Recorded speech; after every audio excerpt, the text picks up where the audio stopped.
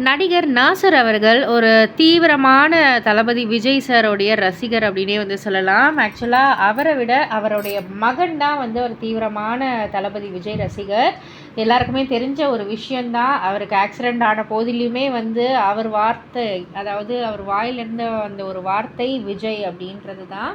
So இது எல்லாருக்குமே தெரிஞ்ச ஒரு விஷயந்தான். பட் ஆனால் இப்போது நாசர் அவர்கள் பொலிட்டிக்கல் ரீதியாக வந்து அவருடைய கருத்தை வந்து பதிவு பண்ணியிருக்காரு. ஸோ என்ன தான் வந்து நான் கடைசி வரைக்கும் நன்றி கடன் பட்டிருக்கேன் அப்படின்னு நாசர் சொன்னாலும், இப்போது மறைமுகமாக தளபதி விஜயை தானே வந்து சாடி சொல்லியிருக்காரு அப்படின்ற மாதிரி தான் விமர்சனங்கள் வந்து எழுந்துக்கிட்டு இருக்கு. அதாவது நாசர் அவர்கள் என்ன சொல்லியிருந்தாங்கன்னா, பிரபலமாக இருந்தால் மட்டும் போதும் என்று நினைத்து கட்சி ஆரம்பிக்கிறாங்க. திட்டங்களை பட்டியலிட்டு சொல்வதல்ல கட்சி, கொள்கை வேண்டும், திட்டங்கள் கொள்கை ஆகாது. வரலாற்று சுவடுகள் இருக்க வேண்டுமே தவிர படங்களின் பட்டியலை வைத்து நான் அரசமைப்பேன் என்று சொல்வது தேவையற்றது அப்படின்ற மாதிரி நாசர் அவர்கள் வந்து சொல்லியிருக்காங்க. ஸோ இதை பற்றி நீங்கள் என்ன நினைக்கிறீங்க? உங்களுடைய கருத்து என்ன அப்படின்றத கீழே உள்ள கமெண்ட் பாக்ஸில் குறிப்பிட்டு சொல்லுங்கள். மறக்காமல் சேனலை சப்ஸ்கிரைப் பண்ணி பக்கத்தில் உள்ள பெல் ஐக்கானை கிளிக் பண்ணிவிடுங்க.